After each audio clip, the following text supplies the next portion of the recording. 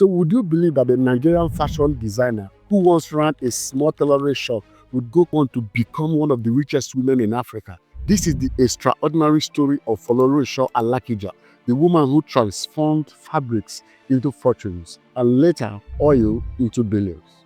Born on July 15, 1951 in Ikorodu, Lagos State, Folorunsho Alakija grew up in a polygamous family.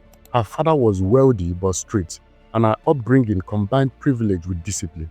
At just 7 years old, she was sent abroad for schools in Wales, where she lived for 4 years before returning to Nigeria for her secondary education in Shagamu. It was this early international exposure, moving between Nigeria and the UK, that gave Alakija her global perspective, something that would later set her apart in business. But Alakija didn't step straight into entrepreneurship. In 1974, she began her career in banking, working first as a secretary of Sijuade Enterprises and later at the International Merchant Bank of Nigeria, where she rose to the position of executive secretary. For over a decade, she worked in corporate environments, developing discipline, organizational skills, and a deep understanding of finance. So this is an important lesson. Even if you do not start out as an entrepreneur, the skills you gain from your early jobs, organizations, communication, finance can become the foundation for your bigger ambitions later on. Alakija's banking years weren't wasted. They were her training ground. Despite a stable banking career, Alakija felt a creative pull she couldn't ignore. In the mid-1980s, she left banking and moved to London to study fashion design at the American College in London and the Central School of Fashion. Upon returning to Nigeria, she launched her fashion label, Supreme Stitches. Her timing was perfect. Nigeria's elite were hungry for custom designs that reflected both tradition and modern style. Supreme Stitches quickly became one of the most sought-after fashion houses, dressing first ladies and socialites. The brand later rebranded to Rose of Sharon House of Fashion and positioned Alakija as one of the most respected fashion entrepreneurs in the country. Her leadership in fashion also extended to industrial influence. She served as the president of the Fashion Designers Association of Nigeria, FADAN, where she pushed for local designers to be recognized and celebrated. This period marked her first transformation from corporate worker to business owner. So what I want you to take away here is very simple. Alakija didn't wait for the perfect business idea to drop from the sky. She leaned into her passion, studied hard, and built something from scratch. For small business owners, starters, and freelancers today, that's a blueprint worth remembering. Your current skills can open unexpected doors.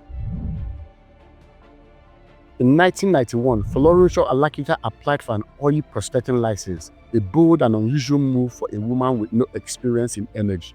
The Nigerian government was awarding oil blocks as part of an effort to increase local participation in the industry.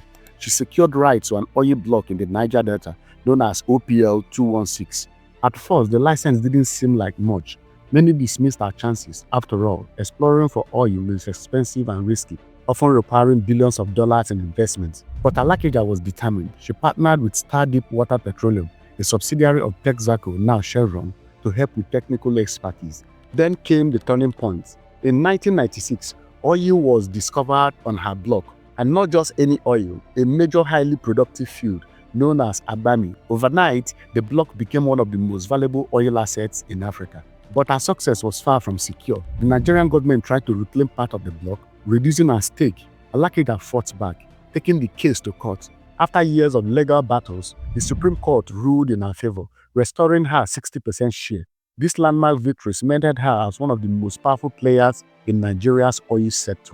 This moment is very crucial in her career. Imagine holding on for years in a battle against the government and corporate giants. That's resilience, to say the least. That's conviction. And it is something every entrepreneur can learn from. Protecting your vision no matter the opposition. With her oil fortune secured, Alakija entered the ranks of global billionaires. Forbes once estimated her net worth at over $2 billion, making her not only Nigeria's richest woman, but one of the wealthiest women in the world. But Alakija is more than her wealth. She has built a reputation as a philanthropist, founding the Rose of Sharon Foundation, which supports widows and orphans through scholarships and business grants. Her work has touched thousands of lives, offering opportunities to those often left behind in the society. She is also outspoken about her faith, often attributing her success to divine guidance. This has made her both admired and criticized. admired for her humility and values, yet sometimes criticized by those who feel her wealth is disproportionate in a country still battling poverty. Alakija's story is also one of breaking barriers. In a male-dominated industry like oil, she became a symbol of female ambition and power in Africa. Whether loved or questioned, her influence cannot be denied. And interestingly, by the 2000s, Alakija's oil company, Fanfa, was receiving hundreds of millions of dollars annually from its stake in the Abami oil field. The fashion designer has officially transformed into an oil billionaire.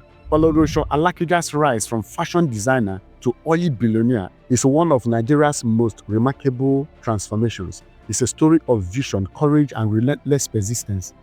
So the lesson here isn't just about becoming rich, it's about building something that outlasts you. Folorunsho Alakija didn't stop at wealth. Keep that in mind. She built impact, and that is what true success looks like. For online creators, freelancers, and entrepreneurs, the message is clear. Your skills today could be the foundation for unimaginable success tomorrow. So whether you are stitching clothes, coding websites, or freelancing online, remember Folorunsho Alakija's story. Small beginnings are not the end. They are the seed of something far greater. Thank you for watching.